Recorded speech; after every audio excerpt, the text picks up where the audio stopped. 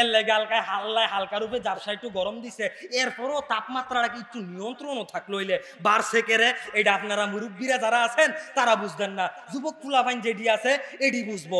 বাংলাদেশ এখন আর বাংলাদেশ নাইও, আগে বাংলাদেশ আহারে, আগে আমরা মা চাষিরা মুরব্বীরা চাষিরারে দেখছি, মারারে দেখছি, তারা কইতো যখন দেখছে একটা গাড়ির ভিতরে একজন পুরুষ লোক আছে তখন এই গাড়ির ভিতরে আমরা বেডিয়াইতে উঠছে না। কয়দিন আগে আমার এক বন্ধুরে জিগাইছি কি তারে দিনকাল কেমন চলতে আছে, কয় ভাই সাহেব বেশি ভালো না। আমি জিগাইলাম কে রে, কয় গাড়ি ঘুরাত আরামে চলতাম পারি না, দম গাড়ি ঘুরাত কি করতাম পারি না, আরামে চলতাম পারি না। আমি জিগাইলাম কি তারে, গাড়িতে আরামে চলতে পারস না কে রে, কয় ভাই সাহেব গাড়ির পিঠটা বহন যায়, আমরা বেডিয়াইত্রি, আমরা বেডিয়াইত্রি জ্বালা গাড়ি পিঠটা বহন যায় না। যুগটা কেমন চেঞ্জ হয়ে গেছে, সময়টা কেমন চেঞ্জ হয়ে গেছে দেখেন। আগের দিনের মাসাসিরা মুরব্বী দেখলে সাইড হয়ে যায় গিত, আর অহন বেডিয়াই দেখলে আমরা মুরব্বীরা সাইড হয়ে যাওয়ান গা লাগে, লাগেনিও মুরব্বী দেখি বেডিয়াই দেখলে আমরা মুরব্বীরা সাইড হয়ে যাওয়ান গা লাগে। তো যেই কথাটা কইতাম ইসলাম মুরব্বীরা বুঝতো না, যুবক ফুলাফাইন যারা আছে তারা বুঝবো। বাংলাদেশের ভিতরে কয়দিন পরে পরে দারসান দাওয়াল, এরপরে আতিফ আসলাম নামের আরো কয়েকজন শিল্পী, বিভিন্ন শিল্পী আইয়ে তারা গান গায়।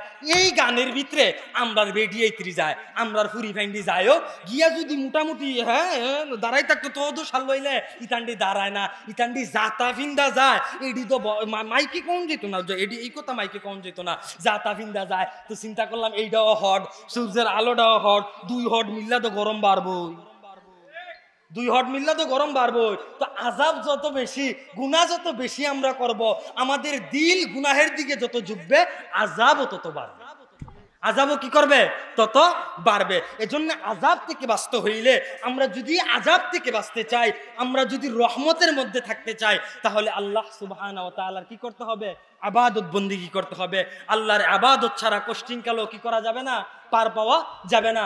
আল্লাহ পাক রব্বুল আলামিন কত সুন্দর করে বলে, ইয়া আইয়ুহান নবী কুল্লি আজওয়াজিকা ওয়া বানাতিকা ওয়া নিসাইল মুমিনিন, হে নবী আপনি আপনার কন্যাগণদেরকে, আপনার স্ত্রীগণদেরকে, মুমিন নারীদেরকে তাদেরকে বলুন তারা যেন তাদের মাথার কাপড় সামনের দিকে ঝুলাইয়া রাখে। কিন্তু আমাদের হালত, আমাদের বোনদের অবস্থা, আমাদের মা বোনদের অবস্থা এমন হয়ে গেছে গা, তারা সামনের কাপড় ঝুলাইব কুম্বালা, তারা দি খুললেই কুল পায় না, তারা সামনের কাপড় ঝুলাইব কুম্বালা। তা আমাদের তাদের হালত এমন অবস্থা হয়ে গেছে, আমাদের তাদের অবস্থা এমন হয়ে গেছে। এখন তো আরো একটা চক্রান্ত চলতেছে, আজকে মুসলমানের মেয়েগুলা উদাসীন ভাবে চলাফেরা করতেছে। এজন্য আমাদের উপরে একের পর এক চক্রান্ত আসতেছে। গত কয়েকদিন ধরে দেখতেছি ফেসবুক একেবারেই ভাইরাল হয়ে গেছে, হিন্দু যুবকেরা মুসলমানদের মেয়েদেরকে টার্গেট করে করে তাদের সাথে প্রেম করে, কি করে প্রেম করে, ভালোবাসা করে, কেন এডি করে কইরা সেরা ইতান্ডিরে ভালাটা লাইনও ফালাইয়া এরপরে শারীরিক সম্পর্ক করে। ইতান্ডির টার্গেট চিন্তা ভাবনা অন্য রকমের। ইতান্ডি আমরার মতো এত ব্যাপার না। ইতান্ডির কত হইল মুসলিম নারীর, মুসলিম মেয়েদের, মুসলিম মাদের গর্বটা যদি নষ্ট করে ফেলতে পারি, এটার মধ্যে এটা যদি নাপাক করে ফেলতে পারি, তাহলে এই গর্ব থেকে আর হজরত আব্দুল কাদের জিলানী তৈরি হবে না, ওই গর্ব থেকে খাজা মঈনুদ্দিন চিশতি তৈরি হবে না, ওই গর্ব থেকে শাহজালাল রহমাতুল্লাহি আলাইহি তৈরি হবে না, এই গর্ব থেকে শামসুল হক ফরিদপুরি তৈরি হবে না, ওই গর্ব থেকে মুফতি ফজলুল হক আমিরি তৈরি হবে না, ওই গর্ব থেকে আল্লামা জুনায়েদ বাবুনগরী তৈরি হবে না, ওই গর্ব থেকে আল্লামা শাহ আহমদ শফি তৈরি হবে না, ওই গর্ব থেকে আল্লামা প্রিন্সিপাল আল্লামা হাবিবুর রহমান তৈরি হবে না, ওই গর্ব থেকে শাইখুল হাদিস ইবনে শাইখুল হাদিস আল্লামা মামুনুল হক তৈরি হবে না। এই চিন্তা ভাবনা, এই ফিকির তাদের, তারা এই টার্গেট, এই মিশন নিয়ে মাঠে নেমে গেছে, এই টার্গেট নিয়ে তারা ওই মিশন নিয়ে ময়দানে নামছে। এজন্য মুসলিম মেয়েদেরকে তারা প্রেমের ফাঁদে ফালাইতেছে, একের পরে এক মুসলিম মেয়েদেরকে দর্শন করতেছে। দর্শন করার পরে যদি মোটামুটি লাইনও রাখতে পারে তাহলে ধরা হই, আর না পারলে তারা হত্যা করে ফেলে। মুসলমানের দেশের মধ্যে, মুসলমানদের দেশের মধ্যে, মুসলিম রাষ্ট্রের মধ্যে আমাদের হালত, আমাদের অবস্থা, আমাদের অবস্থান এমন হয়ে গেছে, আমরা কখন বুঝবো, কখন আমরা পরিবর্তন হব, কখন আমরা আমাদের ঈমান আমলকে পরিবর্তন করব, কখন পরিবর্তন করব? যখন আমাদের সময় হয়ে আসবে, যখন আমরা পরিবর্তন করব, তখন অনেক দেরি হয়ে যাবে, তখন কোনো কাজ হবে না। এজন্য মেরি ভাই আর দুস্তে বুজুর্গ, আমাদেরকে বুঝতে হবে, আমার বোন, আমার মেয়ে, আমার কন্যা, আমার স্ত্রী, আমার সন্তান, প্রত্যেকের জিম্মাদারি আমার, আমি তার জিম্মাদারি নিতে হবে। আমি যদি আমার বোনের জিম্মাদারি নেই, আমি যদি আমার কন্যার জিম্মাদারি নেই, আমি যদি আমার স্ত্রীর জিম্মাদারি নেই, তাহলে ওই কুলাঙ্গাররা আমার বোনের দিকে, আমার কন্যার দিকে, আমার স্ত্রীর দিকে চোখ তুলেও তাকাতে পারবে। চোখ তুলেও তাকাতে পারবে না। আজকে আফসোসের বিষয় হচ্ছে আমরা জিম্মাদারি নিতাম পারি না, কেড়ে পারি না। আমি জিম্মাদারি নেম কিতাম আমদার গরর তাইরে ছাইরা দিয়ে রাখছি, আমি আরেকটার ভাই নজর দিয়ে রাখছি, ঠিক নিও আরেকটার ভাই নজর দিয়ে রাখছি। এইটি কইলে কইব এই হুজুর বালা না। কোন হুজুর বালা? যে হুজুর বাংলা এবং ইংলিশ মিলাইয়া ভালো কইরা প্রেম বিশেষজ্ঞ সহকারে জানো, হ্যাঁ, প্রেমের রেফারেন্স দিতে পারে। এরপরে বেডিয়াইতে দেখলে শরীরটা ভিন্ন হয়ে যায়, মনটা শান্তি হয়, একটু ভাইলে পরে এই সমস্ত ওয়াজ পুরি বাইন ফুলা বাইন সামনে রেখে যে হুজুরে কইতে পারে এই হুজুর বর্তমান যুবকরার কাছে ভালো এবং হ্যাঁ খুব জনপ্রিয়। আর যেই হুজুর একেবারে বিসিটা পর্যন্ত, হ্যাঁ হুরার বিসিটা পর্যন্ত টিপ দিয়া গাইল্লা বার কইরা একবারে বালা কইরা দেয়, এই হুজুর বর্তমান সময়ে ভালো না। এই হুজুর বর্তমান সময়ে ভালো না। যদি এই হুজুর গলা ভালো হইতো তাহলে বর্তমান সময়ে আহলে হক উলামায়ে কেরামরা সরকারি মেহমানখানায় থাকতো না। সরকারি মেহমানখানায় কি হইতো না? থাকতো না। যদি কি হইতো? যদি বাংলাদেশের যুবকেরা, যদি বাংলাদেশের মুসলমানরা আহলে হক উলামায়ে কেরামকে সম্মান করত, প্রাধান্য দিত।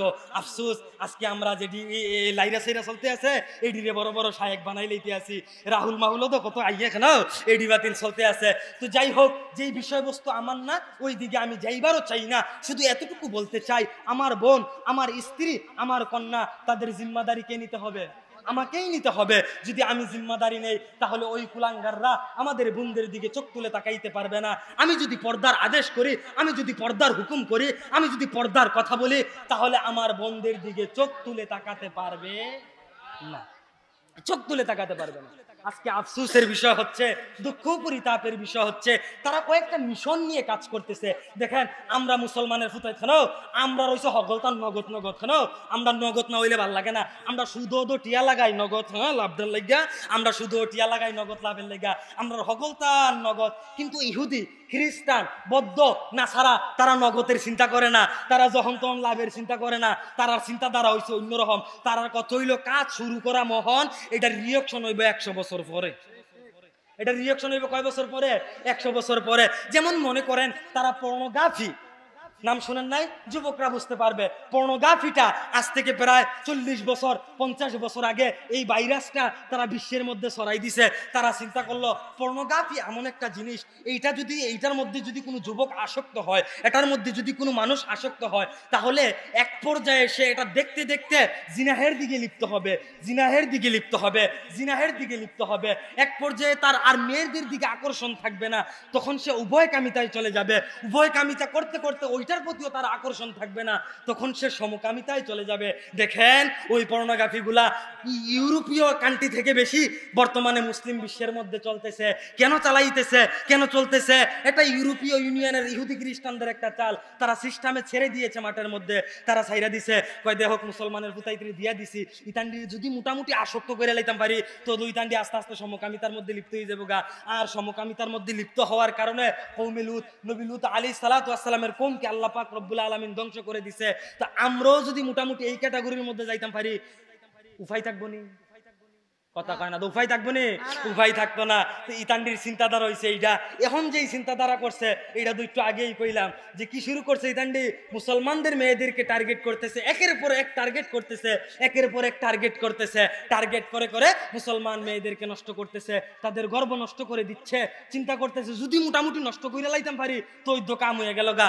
আফসোসের বিষয় হচ্ছে আমরা নিজেদেরকে মুসলমান দাবি করি, আমরা মুসলমান, আফসোস আমরা প্রতিবাদ করতে পারি না, আমরা প্রতিবাদ করতে পারি না, আমরা প্রতিবাদ করতে পারি না, আমরা সীমা লঙ্ঘন করতেছি। যারা সীমা লঙ্ঘন করবে তাদের ব্যাপারে আল্লাহ পাক রব্বুল আলামিন বলেন ইন্না জাহান্নামা কানাত মিরসাদা, তাদের জাহান্নামের তারা একেবারেই গভীর যেই জায়গায়, এই জায়গার মধ্যেই থাকবে। কারা থাকবে?